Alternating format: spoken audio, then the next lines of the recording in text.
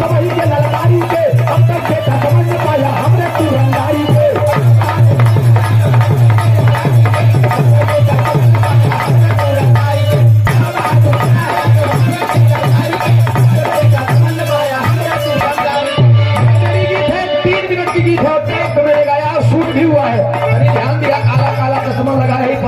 Bouncer हमारे पीछे है और ये शूट किया है। जिंदगी में पहली बार हमने कहा थोड़ा सा फिल्मी दुनिया की तरफ भी कदम बढ़ाते हैं और ये मेरी लिखी हुई गीत है, मैंने इसे स्वयं लिखा है।